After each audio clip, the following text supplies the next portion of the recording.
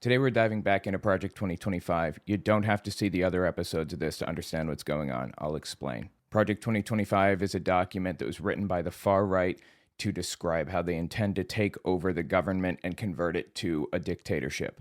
And they're doing it. This document is being executed as we speak. So I want to read through the whole thing beginning to end. Let's get into it.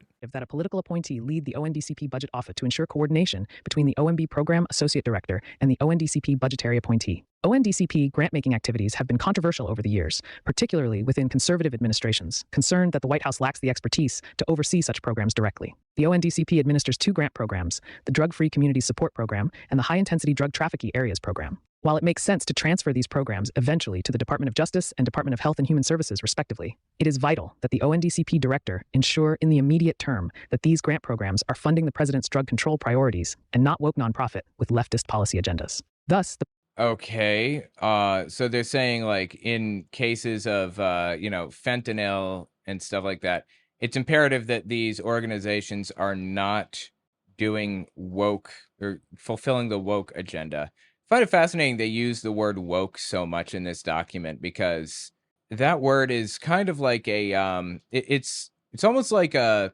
snapshot in time for where the Republican Party was. Like, you don't hear about CRT anymore. No one talks about CRT now. It's all about wokeism or whatever. Throughout time, they keep switching words. They keep using different terms and acronyms and stuff. The president must ensure that the ONDCP is managed by political appointees who are committed to the administration's agenda and not acquiesce to management by political or career military personnel who oversaw the prior administration's ONDCP. Gender Policy Council. The president should immediately revoke Executive Order 14241 and every policy, including subregulatory guidance documents, produced on behalf of or related to the establishment or promotion of the Gender Policy Council and its subsidiary issues. Abolishing the Gender Policy Council would eliminate central promotion of abortion, health services, comprehensive sexuality education, and the new woke gender ideology, which has as a principal tenet gender-affirming care and sex change surgeries on minors. Jesus Christ, dude. Do you know how many sex change operations are done on minors? Pretty much zero. To my knowledge, it's illegal under the age of 18, except in serious situations where it's not like gender reassignment surgery. It's like breast reduction surgery, completely unrelated to gender affirming care or whatever. These people that wrote this, they're not stupid. They're lying. Some of these nutcases are just dumb as dog shit. These people, in my opinion, are not. They know what they're doing. By the way, the algorithm is hitting me hard right now, completely ignoring me. So I'd appreciate if you watch to the end of the video. Having increased watch time as a percentage and a raw number is what pushes the video further. Also check out my books, owenmorgan.com. All right, back to the video. Eliminating the council, developing new structures and positions will have the dual effect of demonstrating that promoting life and strengthening the family is a priority, while also facilitating more seamless coordination and consistency across the U.S. government. Specifically, the president should appoint a position point of contact with the rank of special assistant to the president or higher to coordinate and lead the president's domestic priorities on issues related to life and family in cooperation with the Domestic Policy Council. This position would be responsible for facilitating meetings, discussions, and agreements among personnel, coordinating administration policy, and ensuring agency support for implementation of policies So they're describing how they want to kind of change the structure, okay? related to the promotion of life and I'm not necessarily opposed to a change in structure, as long as it doesn't reduce, or as long as it doesn't centralize power, and as long as it's done in good faith to genuinely make things more efficient. But I don't believe that any of these people that we're listening to right now have those aims in mind. family in the United States. Office of the Vice President. The Vice President is elected to the second highest office in the nation and plays a constitutionally vital role as President in waiting. The Vice President is also the President of the Senate and is charged with breaking tie votes in that body. In recent years, the Vice President has been granted office space in the West Wing and the Eisenhower Executive Office Building. The OVP is another one of the levers that the President should use to execute his agenda. This is particularly true because there is significant and unique leverage that the Vice President's leadership of the OVP can evoke. So this whole time they've been talking about centralizing power under the president, under the executive branch specifically, trying to make it so that the president has all of the power of government and, Congress is neutered. The judiciary is neutered. They have no power in government. So what they're describing here is how to do that. Shape policy, discussions, and outcomes. Every other appointed White House office serves at the pleasure of the president, whereas the vice president is elected and the process for filling vacancies in that Article 2 constitutional office, which includes confirmation of a replacement vice president by a majority of both houses of Congress, is governed by the 25th Amendment. 40. The vice president has his or her own economic advisors, domestic policy and national security staff, and daily intelligence briefing. The vice president should fill his or her office with strong and sound policy minds to effectively assist the president in fulfilling his agenda. The vice president is also a statutory member of the National Security Council. 43. In theory, in light of the fact that the vice president is a member of the Smithsonian Institution's Board of Regents, 44, there is nothing to prevent Congress from assigning the vice president additional statutory duties. All of the component councils in office discussed in this chapter include real policy development and implementation authority, and a robust OVP should be fully integrated into all policy formation procedures. Only a vice president who is deeply steeped in the inner working of the interagency and policy councils can offer useful advice and prove helpful in accomplishing the president's agenda. It is also obvious, in view of the fact that many former vice presidents have gone on to be elected president in their own right, 45, that the vice presidency can act as a training ground for presidential office. I don't think that J.D. Vance had been chosen as the vice president yet when this was written, to my knowledge. In the past, the vice president has been tasked with leading certain initiatives or issues. For example, Mike Pence was tasked with coordinating the federal response to COVID-19, and both Pence and Kamala Harris have chaired the National Space Council. Vice Presidents Richard Cheney and Dan Quayle were also active on the deregulatory front and in imposing regulatory moratoria. However, OVP of Shields should be fully integrated into each and every process from the start of a new administration, and not have to wait to be invited to join various meetings or working groups on an ad hoc basis. For example, the budget and regulatory review processes are linchpins in the execution of policy, and the OVP should have a seat at the table through every phase of policy development. Past vice presidents have also spent significant time abroad, serving as a type of brand ambassador for the White House and more broadly for the United States, announcing administration priorities and coordinating with heads of state and other top officia of foreign governments. The vice president, as president of the Senate, often serves as a presidential emissary to the Senate, and thus can be especially helpful in securing passage of the president's legislative agenda. To the extent that he or she desires, a vice president can have a direct role in shaping administration policy. A vice president who regularly attends meetings and disperses staff across the interagency and policy councils is a vice president whose voice will be heard. Author's note. Yes, so the vice president is very powerful is the point. Absolutely. So I guess they're saying you got to pick the vice president carefully.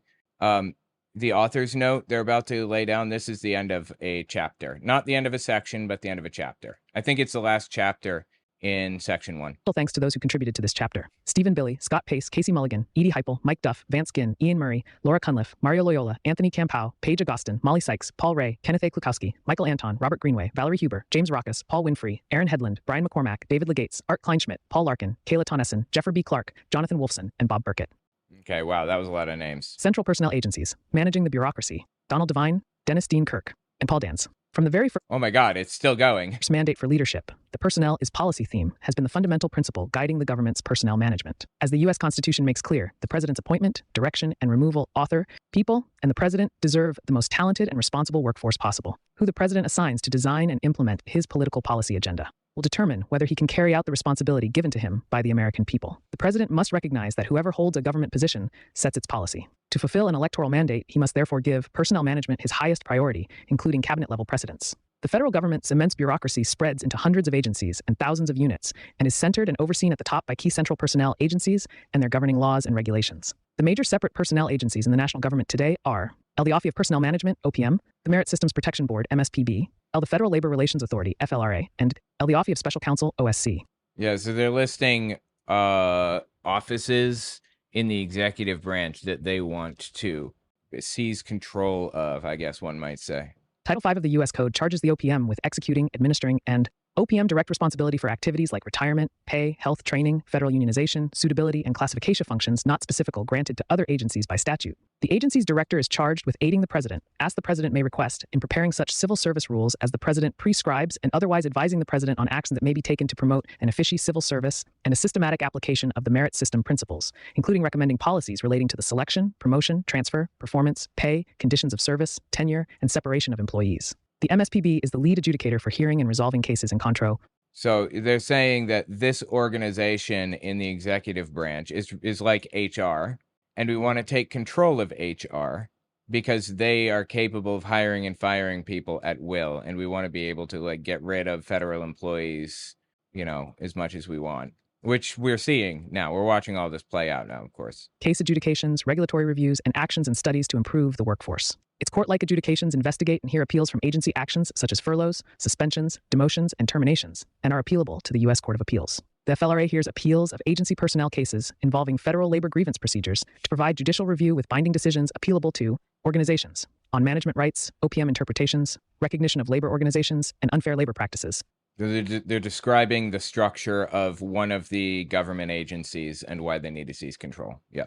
Under the general principle of bargaining in good faith and compelling need. The OSC serves as the investigator, mediator, publisher, and prosecutor before the MSPB with respect to agency and employees regarding prohibited person grab. The Equal Employment Opportunity Commission, EEOC, has general responsibility for reviewing charges of employee discrimination against all civil rights breaches. However, so they can completely ignore civil rights breaches if they gain control of this office, is what they're saying, I think. It also administers a government employee section that investigates and adjudicates federal employee complaints concerning equal employment factor in government personnel management. While not a personnel agency per se, the General Services Administration, GSA, contractors in government than there are civil service employees. The GSA must therefore be a part of any personnel management discussion. Analysis and recommendations. OPM, managing the federal bureaucracy. At the very pinnacle of the modern progressive program to make government competent stands the ideal of professionalized career civil service. Since the turn of the 20th century, progressives have sought a system that could effectively select, train, reward, and guard from partisan influence the neutral scientific experts they believe are required to staff the national government and run the administrative state. Their U.S. system was initiated by the Pendleton Act of 1883-10 and institutionalized by the 1930s New Deal. Some of this is like designed for lawyers to understand, but I still feel it's very important that we go through the whole thing beginning to end. To set principles and practices that were meant to ensure that expert merit rather than partisan favors or personal favoritism ruled within the federal bureaucracy. So they're saying that the Pendleton Act or whatever was designed to make sure that like the EPA and the FDA, the USDA, and all those other organizations are staffed with scientists that know what they're talking about and know what they're doing to create regulation and things for companies.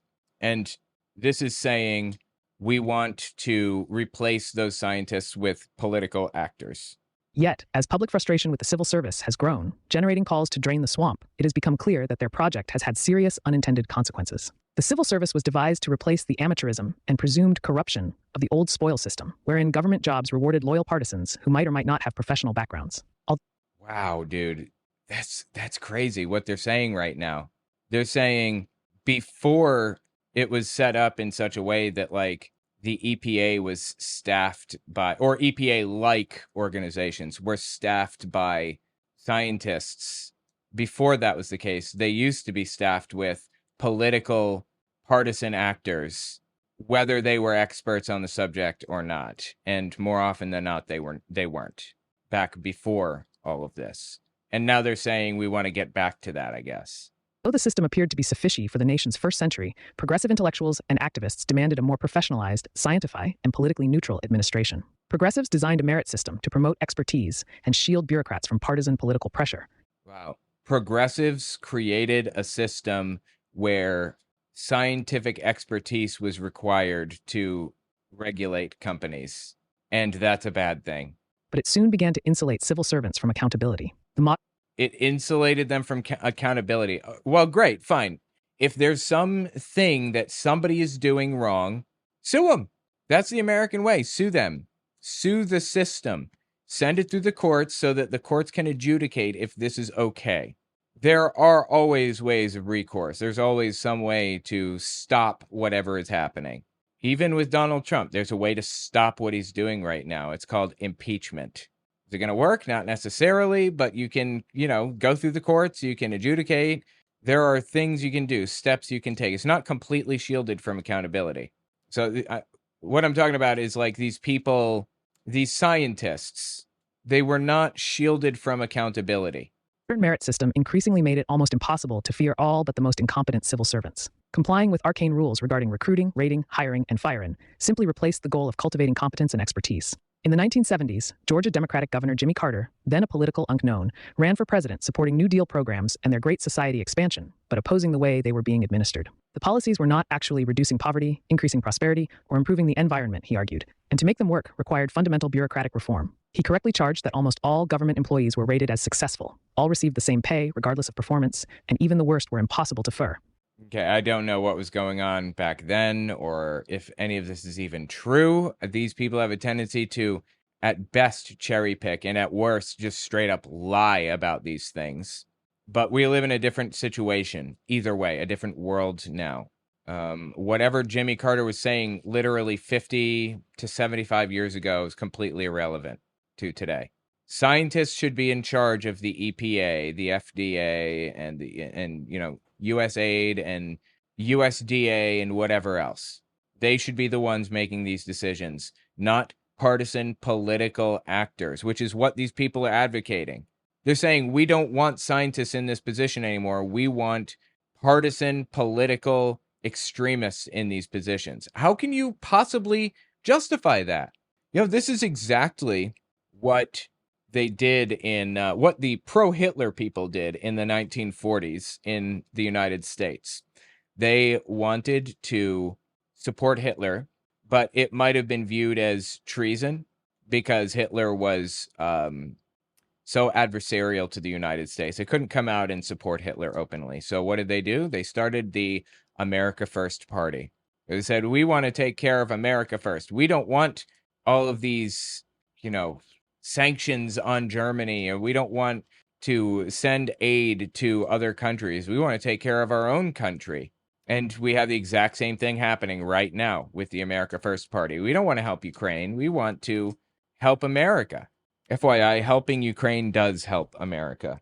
But that aside, that's what's happening right now, what they're talking about in this document here in Project 2025, Section 1. The same pay, regardless of performance, and even the worst were impossible to fur, and he won the presidency. President Carter fulfilled his campaign promise by... So they're not... they want to install political actors, like political partisan nutcases, into these positions in federal programs. But they aren't, instead of coming out and saying, we want to install political partisan nutcases in these positions, they're saying we want to remove the scientists. It's the same as America First. We don't want to help Hitler. We want to hurt the ones that are there now. Hiring Syracuse University Dean Alan Campbell, who served first as chairman of the U.S. Civil Service Commission and then as director of the OPM, and helped him devise and pass the Civil Crazy. A new performance appraisal system was devised with a 5 rather than 3 distribution of rating categories and individual goals, more related to agency missions and more related to employee promotion for all. Pay and benefit were based directly on improved performance appraisals, including sizable bonuses for mid-level managers and senior executives. But time ran out on President Carter before the act could be fully executed, so it was left to President Ronald Reagan and his new OPM and agency leadership to implement. Overall, the new law seemed to work for a few years under Reagan, but the Carter-Reagan reforms were dissipated within a decade. Today, employee evaluation is back to pre-reform levels, with almost all rated successful or above. Again, they're just attacking civil servants that are scientists and that are just there to do their job and stuff in an effort to justify replacing them with partisan extremists. Just really, really disgusting shit. Rating any relap tie-in between pay and performance. An outstanding rating should be required for senior executive service chiefs to win big bonuses. But a few years ago, when it was disclosed that the Veterans Administration executives who encouraged false reporting of waiting lists for hospital admission were rated outstanding, the Senior Executive Association justified it, telling Congress that only outstanding performers would be promoted to the SES in the first place, and that precise ratings were unneck pay raises, within-grade pay increases, and locality pay for regular employees and executives have become automatic rather than based on performance, as a result of most employees being rated at similar appraisal. Yeah, I'm sorry, I don't believe that. They're saying that employees are rated as outstanding, whether they're actually outstanding or not. They're saying that people in the federal government don't even care, if job performance is good. That's just a lie. They're just lying. It's just a flat out fictitious, it's just a flat out fabrication. Levels. 13. Merit hiring in a merit system. It should not be impossible, even for a large national government, to hire good people through merit selection. The government did so for years, but it has proven difficult in recent times to select personnel based on their knowledge, skills, and abilities, KSA, as the law dictates. Interesting. So they're saying that hiring people based on merit, which, by the way, is what's happening. Scientists who have, experience in this field should be in these organizations. You're saying that that's preferable now and that it's not based on merit? Pick one. Are these people scientists that are qualified for the job or not? For the past 34 years, the U.S. Civil Service has been unable to distinguish consistently between strong and unqualified applicants for employment. As the Carter presidency was winding down, the U.S. Department of Justice and top lawyers at the OPM, again, half this shit is lies, so don't buy it, contrived with plaintiff to end civil service IQ examinations because of concern about their possible impact on minorities. The OPM had used the Professional and Administrative Career Examination, PACE, General Intelligence Exam to select college graduates for top agency employment. But Carter administration official, probably without the president's informed concurrence, abolished the PACE through a legal consent court decree, capitulating to demands by civil rights petitioners who contended that it was discriminatory. The judicial decree was to last only 5 years, but still controls federal hiring and is applied to all KSA tests even today. General ability tests like the PACE have been used successfully to assess the usefulness and cost-effectiveness of broad intellectual qualities across many separate occupations. Courts have ruled that even without evidence of overt intentional discrimination, such results might suggest discrimination. This doctrine of disparate impact could be ended legislatively or at least narrowed through the regulatory process by a future administration.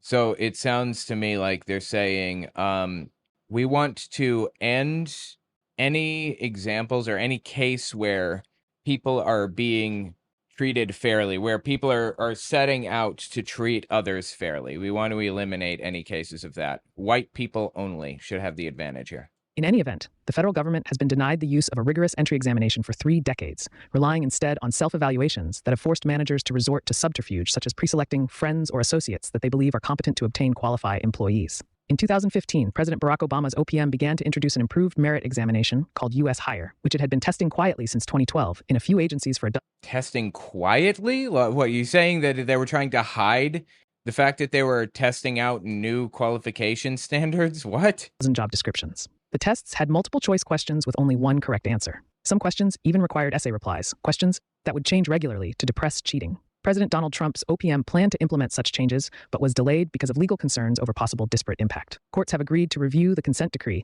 if the uniform guidelines on employee selection procedures setting the technical requirements for sound exams are reformed. A government that is unable to select employees based on KSA-like test qualification cannot work, and the OPM must move forward on this very basic personnel management obligation, the centrality of performance appraisal. In the meantime, the OPM must manage the workforce it has. Before they can reward or discipline federal employees, managers must first identify who their top performers are and who is performing less than adequately. In fact, as Ludwig von Mises proved in his classic Bureaucracy, 14, unlike the Profit and Loss evaluation tool used in the private sector, government performance measurement depends totally on a functioning appraisal system.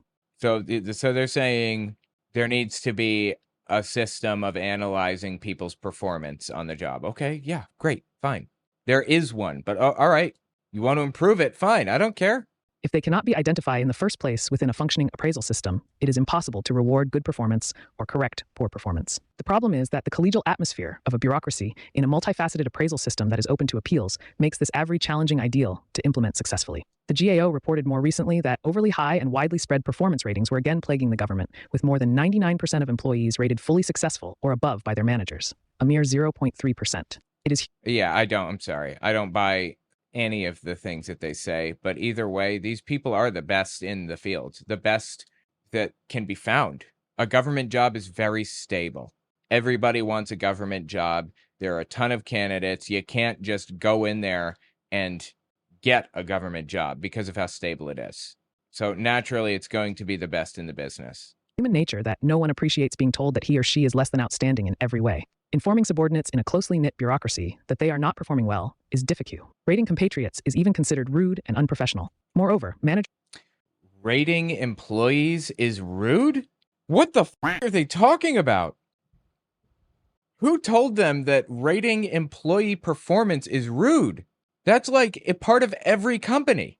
Can be and often are accused of racial or sexual discrimination for a poor rating, and this discourages honesty. Hiring agencies to reduce the time for employees to improve performance before corrective action could be taken. To initiate disciplinary actions against poorly performing employees more expeditiously. To reiterate that agencies are obligated to make employees improve. To reduce the time for employees to respond to allegations of poor performance. To mandate that agencies remind supervisors of expiring employee probationary periods.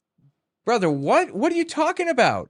You think that this shit is not happening in like government offices, in like the USDA? You think they don't have an employee evaluation department? They do, of course. They did. They have this whole time. And again, it's the best of the best that work for government. To prohibit agencies from entering into settlement agreements that modify an employee's personnel record, and to reevaluate procedures for agencies to discipline supervisors who retaliate against whistleblowers. Unfortunately, the order was overturned by the Biden administration, 17, so it will need to be reintroduced in 2025. Yeah, I'm sorry. I just don't buy any of it. Unfortunately, this whole merit-based thing that they're complaining about, this fictitious thing that doesn't exist, is irrelevant now anyway, since Trump is just destroying the federal workforce. Fact remains that meaningfully evaluating employees' performance is a critical part of a manager's job. In the Reagan appraisal process, managers were evaluated on how they themselves rated their subordinates. This is critical to responsibility and improved management. It is essential that political executives build policy goals directly into employee appraisals, both for mission success and for employees to know what is expected. Indistinguishable from their coworkers on paper, hardworking federal employees often go unrewarded for their effort and are often the system's greatest critics. Federal workers who are performing inadequately get neither the benefit of an honest appraisal nor clear guidance on how to improve. Political executives should take an active role in supervising performance appraisals of career staff, not unduly delegate this responsibility to senior career managers, and be willing to reward and support good performers. Performance appraisal means little to daily operations if it is not tied directly to real consequences for success as well as failure. According to a survey of major U.S. private companies, which, unlike the federal government, also have a profit and loss evaluation, 90% use a system of merit pay for performance based on some type of appraisal system.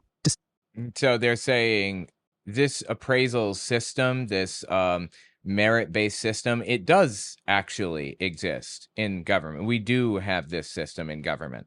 So what are you even complaining about right now? Despite early effort to institute merit pay throughout the federal government, however, compensation is still based primarily on seniority rather than merit. Merit pay for executives and managers was part of the Carter reforms and was implemented early in the Reagan presidency. Beginning in the summer of 1982, the Reagan OPM entered 18 months of negotiations with House and Senate staff on extending merit pay to the entire workforce. Yeah, these people, as we've found, they were just looking for an opportunity to, quote unquote, traumatize the federal workforce, and they found it. Long and detailed talks between the OPM and both Democrats and Republicans in Congress ensued, and a fine agreement was reached in 1983 that supposedly ensured the passage of legislation creating a new performance management and recognition system, PMRS, for all, not just management, GS-13 through GS-15 employees. While the OPM issued regulations to expand the role of performance related to pay throughout the entire workforce. If you're unfamiliar, GS, I forget what it stands, government something, but that's like the ranks that you have pretty much. And my mom was in the military, and she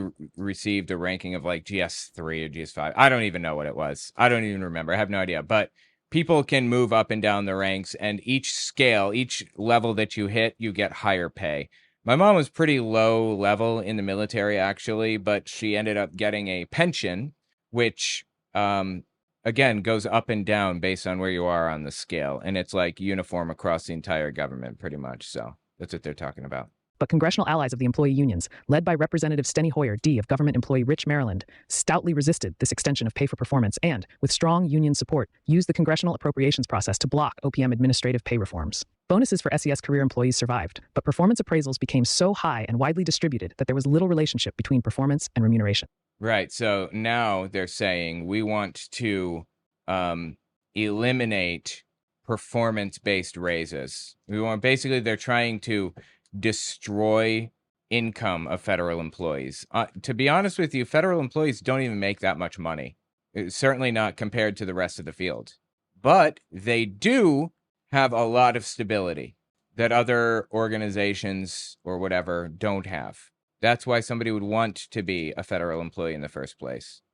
Ever since the original merit pay system for federal managers, GM-13 through GM-15 grade levels, just below the... I guess government manager, GM, is that what that stands for? I'm not sure what the S is in GS. Government service, somebody's telling me. Government service. That could be it. SES was allowed to expire in September 1993. Little to nothing has been done either to reinstate the federal merit pay program for managers or to distribute performance rating evaluations for the SES, much less to extend the program to the remainder of the workforce. A reform-friendly president and Congress might just provide the opportunity to create a more comprehensive performance plan. In the meantime, however, political executives should use existing pay, and especially fiscal awards, strategically to reward good performance to the degree allowed by law, making the appeals process work. The non-military government dismissal rate is well below 1%, and no private sector industry employee enjoys the job security that a federal employee enjoys. Both safety and justice demand that managers learn to act strategically to hire good and fur poor performers legally. The initial paperwork required to separate poor or abusive performers when they are infrequently identified is not overwhelming, and managers might be motivated to act if it were not for the appeals and enforcement processes. Okay, so these appeals and all this stuff, these processes that they're attacking now, are in place as a result of unions. Unions fought for these things. Unions are like kryptonite to billionaires. They can't stand unions. We should be supporting all unions everywhere as much as we possibly can. But yeah, it doesn't surprise me that the, Project 2025 people would attack unions like this. Appeal in the private sector is mostly a rather simple two-step process, but government unions and associations have been able to convince politicians to support a multiple and extensive appeals and enforcement process. As noted, there are multiple administrative appeals bodies. The FLRA, OSC, and EOC have relatively narrow jurisdictions. Claims that an employee's removal or disciplinary actions violate the terms of a collective bargaining agreement between an agency and a union are handled by the FLRA. Employees who claim their removal was the result of discrimination can appeal to the EEOC, and employees who believe their firing was retribution for being a whistleblower can go to the OSC. While the So destroy those organizations then is my read on what they intend to do or what they intend to promote. They're already destroying those organizations now that they're in power. MSPB specializes in abuses of direct merit system issues. It can and does hear and review almost any of the matters heard by the other agencies. Cases involving race, gender, religion, age, pregnancy, disability, or national origin can be appealed to the EEOC or the MSPB, and in some cases to both, and to the OSC. This gives employees multiple opportunities to prove their cases. And while the EEOC, MSPB, FLRA, and OSC may all apply essentially the same burden of proof, the odds of success may be substantially different in each forum. In fact, forum shopping among them for a friendlier venue is a common practice, but frequent filer face no consequences for frivolous complaints. Well, I mean, forum shopping has always existed in all kinds of different contexts in the United States. That doesn't surprise me at all, of course, but people are still entitled to appeals processes and stuff. Like if they're fired for something, which is what they're talking about here, they're fired, or if they're laid off, or if they're mistreated, or they don't receive a raise or whatever, these people can go to these basically HR for the government. OPM, I guess, I think it's OPM is what it's called. And they can appeal and ask for somebody to take another look. And they can take another look, and if they say, nope, they're right, that's it. That's the end of the line. That's how it works. Every organization should have this. The fact that the U.S. government was the only organization that had that type of thing, or one of very few, is the shameful part. That's the sad bit. As a result, meritorious cases are frequently delayed, denying relief and justice to truly aggrieved individuals. The MSPB can and does handle all such matters, but it faces a backlog of an estimated 3,000 cases of people who were potentially wrongfully terminated or disciplined. So they're saying, like, we shouldn't even, we should just destroy it. We should just get rid of this appeals process for people who were wrongly terminated. As far back as 2013. From 2017 to 2022, the MSPB lacked the quorum required to decide appeals. Like, notice they're talking about an organization that is not performing as well as they want it because it's overloaded. And their solution is not to fund it better, not to assign more people to it, but to destroy it. Are you shitting me right now?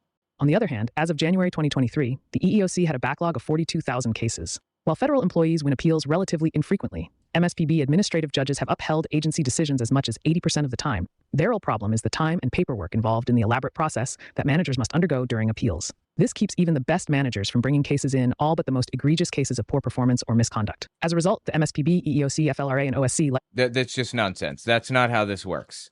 People get fired for things all the time. It doesn't have to be just absolutely egregious. It takes the best of the best to even get hired to work in government in the first place. See very few cases compared to the number of occurrences, and non-performers continue to be paid and often are placed in non-work positions. Having a choice of appeals is especially unique to the government. If lower priority issues were addressed in-house, serious adverse actions would be less subject to delay. With the proper limitation of labor union actions, the FLRA should have limited reason for appeals. The EEOC's federal employee section should be transferred to the MSPB, and many of the OCS's investigatory functions should be returned to the OPM. The MSPB could then become the main reviewer of adverse actions, greatly simplifying the burdensome appeal process, making civil service benefit economically and administratively rational. In recent years, the combined wages and benefit of the executive branch civilian workforce totaled $300 billion, according to OFISA data. But even that amount does not properly account for billions in unfunded liability for retirement and other government reporting distortions. So we should be cutting retirement funding then? Am I reading this correctly? OFISA data also report employment as approximately 2 million, but this ignores approximately 20 million contractors who, while not eligible for government pay and benefit, do receive them indirectly through contracting, even if they are less generous. OFISA data also claim that national government employees are paid less than private sector employees are paid for similar work, but several more neutral sources demonstrate that public sector workers make more on average than their private sector counterparts. All of this I'm not sure if that's true. I was under the impression that they do not.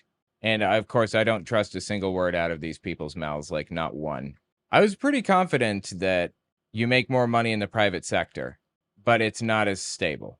Deserves close scrutiny. Market-based pay and benefit. According to current law, federal workers are to be paid wages comparable to equivalent private sector workers rather than compared to all private sector employees. While the OFISA studies claim that federal employees are underpaid relative to the private sector by 20% or more, a 2016 Heritage Foundation study found that... Oh, the Heritage Foundation studied it. I see. That's why we got those numbers. No, they are underpaid. They are dramatically underpaid, as I expected. And they even said there was a study that showed it. But our study, from this organization that is about as partisan as they come, our study says that they're overpaid. Yeah. Okay. Federal employees received wages that were 22% higher than wages for similar private sector workers. If the value of employee benefit was included, the total compensation premium for federal employees over their private sector equivalents increased to between pay premium and a 61% total compensation premium. Base salary is only one component of a federal employee's total compensation. In addition to high starting wages, federal employees normally receive an annual cost of living adjustment available to all employees and generous scheduled raises known as step increases. Moreover, a large proportion of federal employees are stationed in the Washington, D.C. area and other large cities and are entitled to steep locality pay enhancement to account for the high cost of living in these areas. A federal employee with 5 years' experience receives 20 vacation days, 13 paid sick days, and all 10 federal holidays, compared to an employee at a large private company who receives 13 days of vacation and 8 paid sick days. Okay, so are they complaining that people get vacation days? They get more vacation days? Like, are you shitting me right now? Federal health benefits are more comparable to those provided by Fortune 500 employers, with the government paying 72% of the weighted average premiums. But this... Wow. Yes, I was correct. They are complaining that people have health care and that they have the ability to appeal when when they're mistreated. That is just sad. Is much higher than for most private plans. Almost half of private firms do not offer any employer contributions at all. The obvious solution to these discrepancies is to move closer to a market model for federal pay and benefit. They make less at the federal government. Everybody should have access to healthcare, full access. This is just disgusting, dude. These people are vile. They are vile. One need is for a neutral agency to oversee pay hiring decisions, especially for high-demand occupations. The OPM is independent of agency operations, so it can assess requirements more neutrally. For many years, with its special pay rates program, the OPM evaluated claims that federal rates in an area were too low to attract competent employees and allowed agencies to offer higher pay when needed, rather than increased rates for all. Ideally, the OPM should establish an initial pay schedule for every occupation and region, monitor turnover rates and applicant-to-position ratios, and adjust pay and recruitment on that basis. Most of this requires legislation, but the OPM should be an advocate for a true equality of benefit between the public and private sectors. Interesting. Most of this requires legislation. I guess we've just thrown that right out the window, right? Like Trump is completely discarding the need for legislation. And he's just writing executive orders like they're laws. By the way, that is exactly what Hitler did when he took control March 1933. He took control in January, but March 1933, like 2 months later, about this point in time, actually, in the Trump administration, Hitler he used the Enabling Act. The Enabling Act allowed him to create laws without Congress. Executive orders, effectively. Now, executive orders have limits in the form of like judicial review and things like that. But Trump is just ignoring those limits, just completely discarding them. Does not care about those limits. So we are effectively in a scenario where executive order, where Trump is basically writing law. He's just writing the law, with or without Congress. Reforming federal retirement benefit. Career civil servants enjoy retirement benefit that are nearly unheard of in the private sector. Federal employees retire earlier, normally at age 55 after 30 years, enjoy richer pension annuities, and receive automatic cost of living adjustments based on the areas in which they retire. The gall. People getting a fair wage and all of that? Not under my government, right? Define benefit. Is this voice AI? It kind of sounds like a deeper version of Spirit Science Shitbags. Yeah, it is. It's AI. And it's pretty good, right? I think, anyway. Federal pensions are fully indexed for inflation, a practice that is extremely rare in the private sector. A federal employee with a pre-retirement income of $25,000 under the older of the two federal retirement plans will receive at least $200,000 more over a 20-year period than will private sector workers with the same pre-retirement salary under historic inflation levels. Yeah, so what they're saying now, they're attempting to twist things around to make it out like government employees are, what do they call it, living high on the hog? Is that the term they use? During the early Reagan years, the OPM reformed many specified provisions of the federal pension program to save billions administratively. Under OPM pressure, Reagan and Congress ultimately ended the old Civil Service Retirement System, CSRS, entirely for new employees, which, counting disbursements for the unfunded liability, accounted for 51.3% of the federal government's total payroll. That replaced it. The Federal Employees Retirement System, FERS, reduced the cost of federal employee retirement disbursements to 28.5% of payroll, including contributions to Social Security and the employer match to the Thrift Savings Plan. More of the pension cost was shifted to the employee, but the new system was much more equitable for the 40% who received few or no benefit under the old system. Okay, I'm sorry, but people shouldn't receive little or no benefits. Like everybody should have a retirement plan, period. It's just how it should work, like Social Security. But Republicans trying to destroy that too right now. 1999, more than half of the federal workforce was Why are they comparing it to private companies? Just makes me think the private companies are just shit when it comes to benefits. Oh, they all are, yeah. And uh, the government isn't as bad when it comes to benefits, but the pay is much lower, and um, and it's a lot more stable. Aside from that, though, God, there's something else I want to say about this. I'm trying to remember now. When you're hiring people, you do have to take into consideration like the benefits and things. Like, I think it costs something like 20% more than you're paying in their salary just to retain them as an employee, with the taxes that come along with it and all of the other things that you have to pay to have an employee in the first place. covered by the new system, and the government's per capita share of the cost as the employer was less than half the cost of the old system, 20.2% of FERS payroll versus 44.3% of CSRS payroll, representing one of the largest examples of government savings anywhere. Although the government pension system has become more like private pension systems. Okay, so you catch what they just said there? Cost savings. They're trying to save money by paying employees less. That's not how you save money in the government. You save money, or you gain money, I suppose, by taxing billionaires more. We should be taxing the shit out of billionaires. No more billionaires making over $2 billion. That people like that shouldn't exist. It should be taxed at 99% beyond $2 billion, every penny. You want to have 100 billion, fine, but the government's going to get 1,000 of that, or whatever. I don't know. If you want to have another billion, you'd have to have 1,000 or whatever. You know what I'm saying? Be 100. So you want to have 10 billion more, you have to make 1,000 billion for that. It still remains much more generous, and other means might be considered in the future to move it even closer to private plans. GSA, Landlord and Contractor Management. The General Services Administration is best known as the federal government's landlord, designing, constructing, managing, and preserving government buildings and leasing and managing outside commercial real estate contracting with 376.9 million square feet of space. Obviously, as its prime function, real estate expertise is key to the GSA success. However, the GSA is also the government's purchasing agent, connecting federal purchasers with commercial products and services in the private sector and their personnel management functions. With contractors performing so many functions today, the GSA therefore becomes a de facto part of government-wide personnel management. The GSA also manages the Presidential Transition Act (PTA) process, which also directly involves the OPM. A recent proposal would have incorporated the OPM and GSA and OMB. Fortunately, this did not take place in that form, but it would make sense for GSA and OPM leadership and staff to hold regular meetings to work through matters of common interest, such as moderating PTA personnel restrictions and the relationships between contract and civil service employees. Reductions in force. Reducing the number of federal employees seems an obvious way to reduce the overall expense of the civil service, and many prior administrations have attempted to do just this. We shouldn't be reducing the cost of the civil service. We should be increasing the cost of taxes on billionaires. Presidents Bill Clinton and Barack Obama. Like, why do they even want all that money, billionaires? Like, what's the point of having all of that shit? What are they going to do with $10 billion that they couldn't do with $8 billion or $2 billion or whatever? Began their terms, as did Ronald Reagan and Donald Trump, by mandating. You don't think 67% is enough? No, I don't. For billionaires, no, absolutely not. Should be what it was under Eisenhower, under FDR. I'm talking like 90% for if you make $1 billion, you should pay 90% in taxes in all seriousness. If you make $50 million, it should be maybe 60%. If you make 1 million, maybe 50%, and maybe 400,000, you should pay 40%. I don't know. I haven't thought it out like in a lot of detail yet. I'm just kind of throwing out numbers mostly.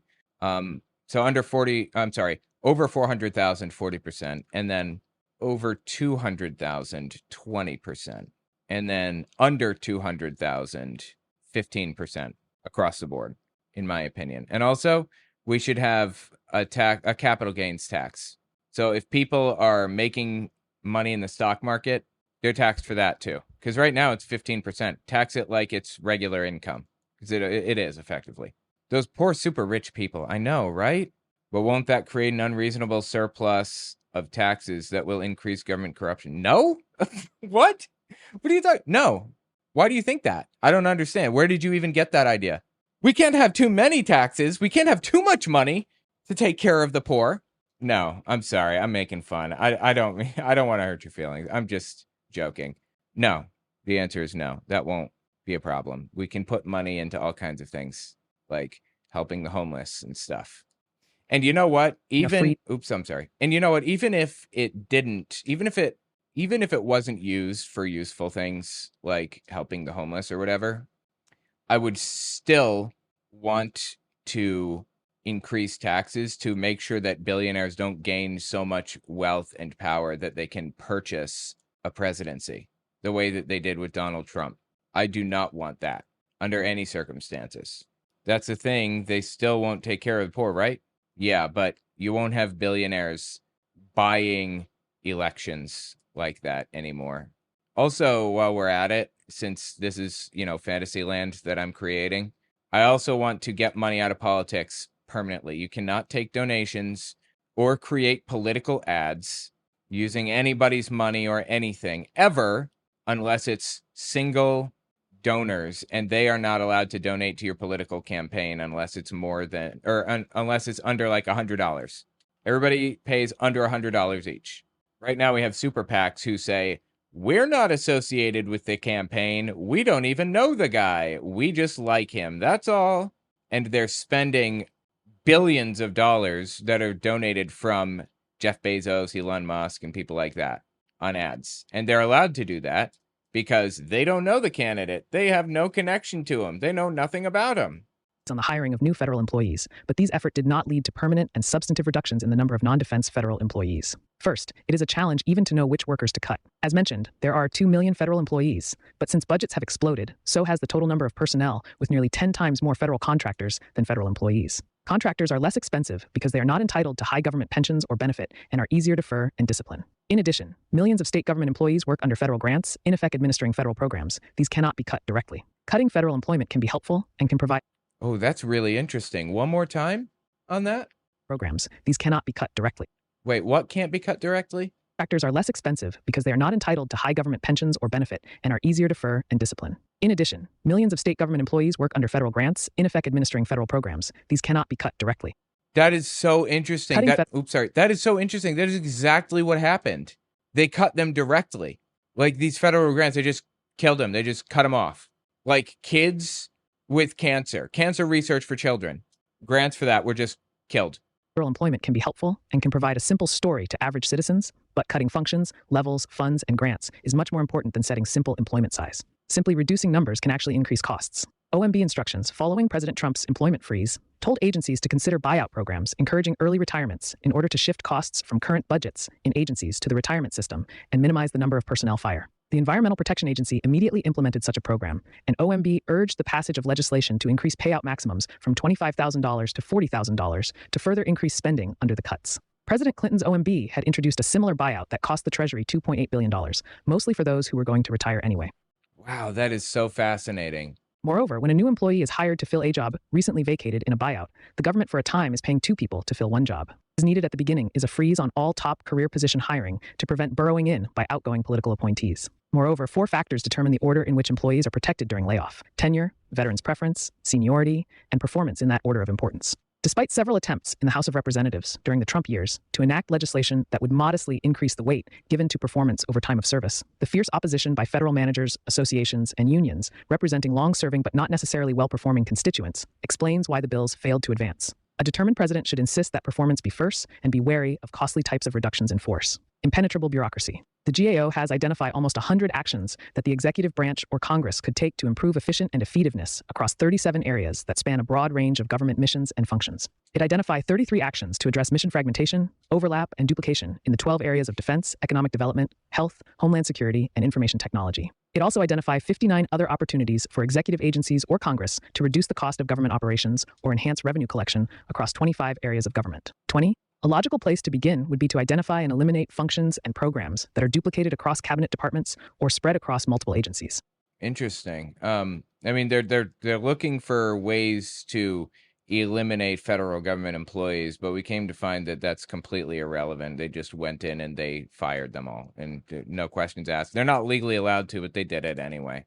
Congress hoped to help this effort by passing the government perform their missions, establish goals and objectives, and measure and report their performance to Congress. 3 decades of endless time-consuming reports later, the government continues to grow, but with more paper and little change either in performance or in the number of levels between government and the people. Institutions Paul Light emphasizes the importance of the increasing number of levels between the top heads of departments and the people at the bottom who receive the products of government decision-making. He estimates that there are perhaps 50 or more levels of impenetrable bureaucracy and no way other than imperfect performance appraisals to communicate between them. 22. The Trump administration proposed some possible consolidations, but these were not received favorably in Congress, whose approval is necessary for most such proposals. Well, as we came to find that, Congress's action is not necessary to do whatever Trump wanted to do. The best solution is to cut functions and budgets and devolve responsibilities. That is a challenge primarily for presidents, Congress, and the entire government, but the OPM still needs to lead the way government-wide in managing personnel properly, even in any future smaller government. Creating a responsible career management service. The people elect a president who is charged by Article 2, Section 3 of the Constitution 23 with seeing that the laws are faithfully executed, with his political appointees democratically linked to that legitimizing responsibility. An autonomous bureaucracy has neither independent constitutional status nor separate moral legitimacy. Therefore, career civil servants by themselves should not lead major policy changes and reforms. The creation of the Senior Executive Service was the top career change introduced by the 1978 Carter-Campbell Civil Service Reform Act. Its aim was to professionalize the career service and make it more responsible to the democratically elected commander-in-chief and his political appointees while respecting the rights due to career employees, very much including those in the top positions. The new SES would allow management to be more flexible in filling and reassigning executive positions and locations beyond narrow specialties for more efficient mission accomplishment and would provide pay and large bonuses to motivate career performance. The desire to infiltrate political appointees improperly into the high career civil service has been widespread in every administration, whether Democrat or Republican. Interesting. So they're saying people putting political appointees into civil service has been a problem in both parties? Democratic administrations, however, are typically more successful because they require the cooperation of careerists. Just complete nonsense. No, that's absolutely not true. You know why there are fewer right-wing extremist partisan nutcases in government? Well, up until Trump took office, of course. Because the normal default position is not right-wing extremist nutcase behavior or thought. The default position is, wow, these people, like, they came over the border because they had nowhere else to go and they were from a war-torn area. Damn, that's really rough. Like, yeah, we should definitely try to help these people. That's what you think when you don't know, like, when you haven't heard any of the Republican extremist nonsense or any of the trash that comes out of Fox News. When you start hearing right-wing propaganda, then you start changing your position on the border. There is no reason to oppose immigration. There is no reason except right-wing extremism. That's why you might see fewer right-wing extremists in government, because they're just normal human beings. Generally lean heavily to the left. Such burrowing in requires career job descriptions for new positions that closely mirror the functions of a political appointee, a special hiring authority that allows the bypassing of veterans' preference as well as other preference categories, and the ability to frustrate career candidates from taking the desired position. President Reagan's OPM began by limiting such SES burrowing in, arguing that the proper course was to create and fill political positions.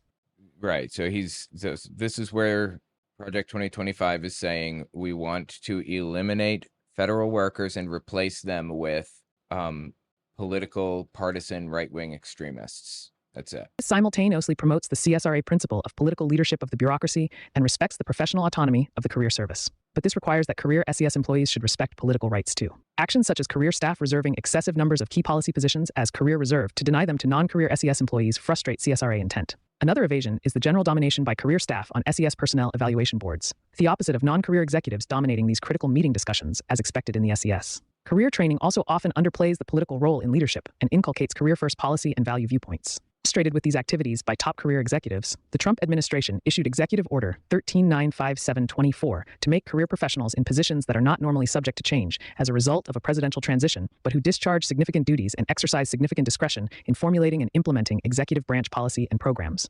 They're saying Trump already signed an executive order, I guess in the first term, to make it so that he can just fire federal employees and replace them pretty much with political appointees, with political extremists, basically.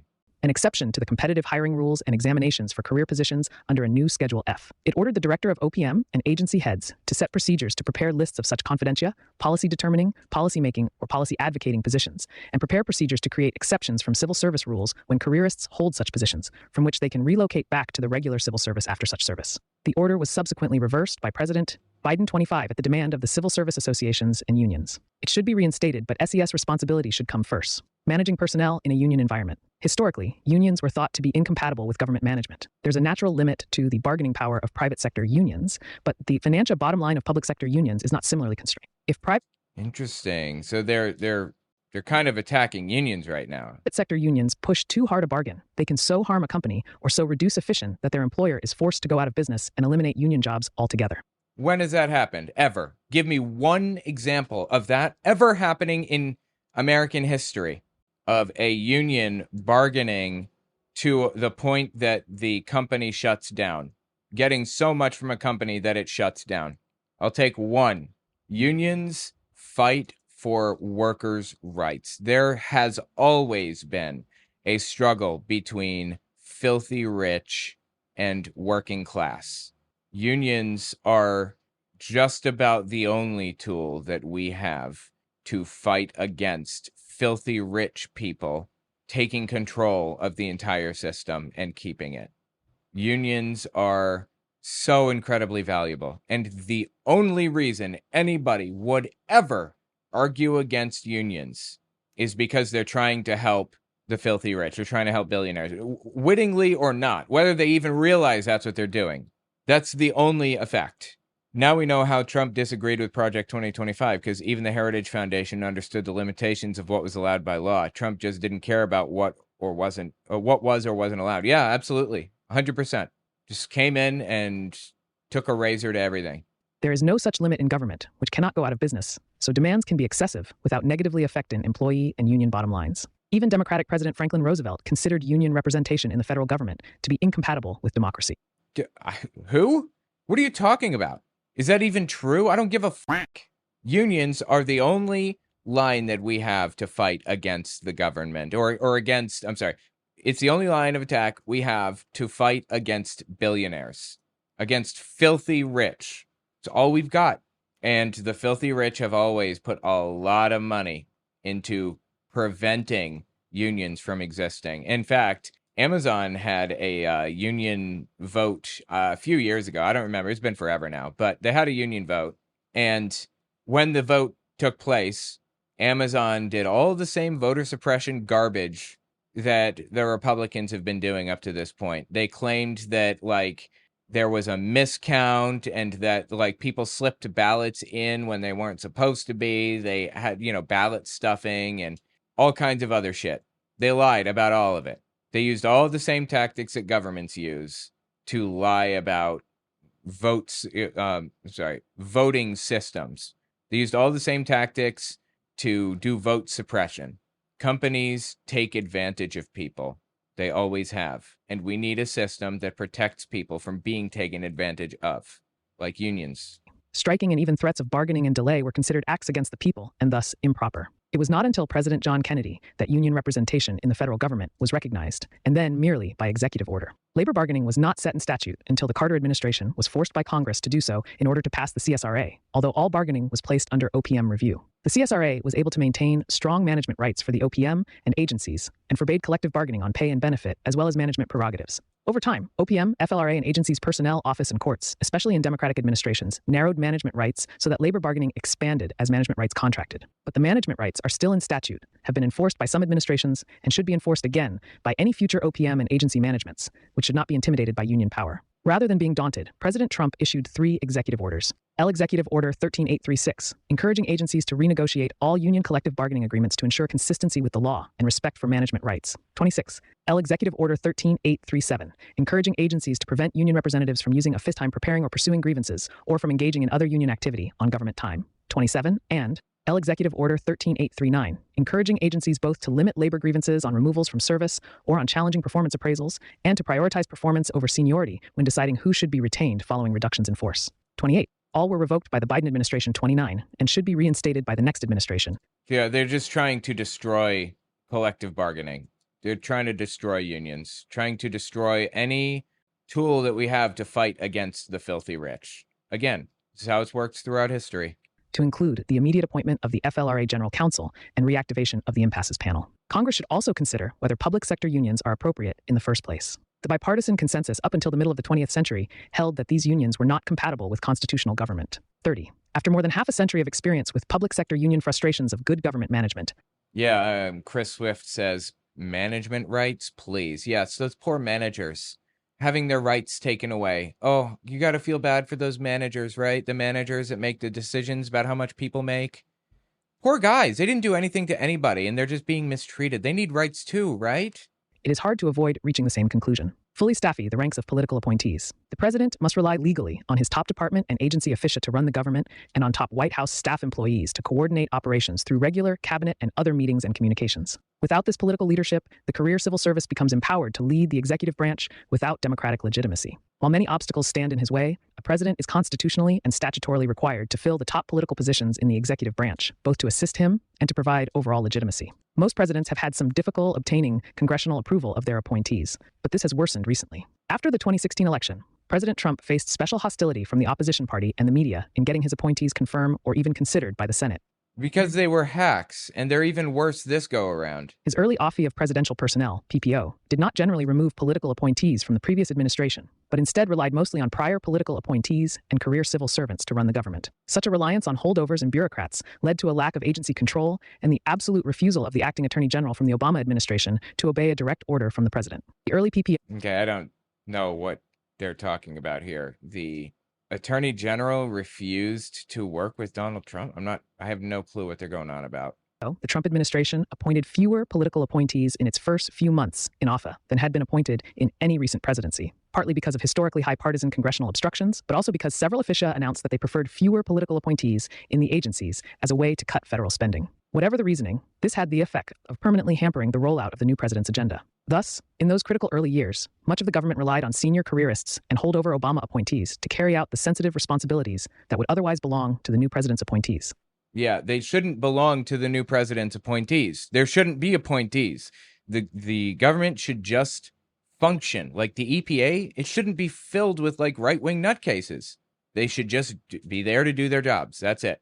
And be well-informed and well-qualified for the position.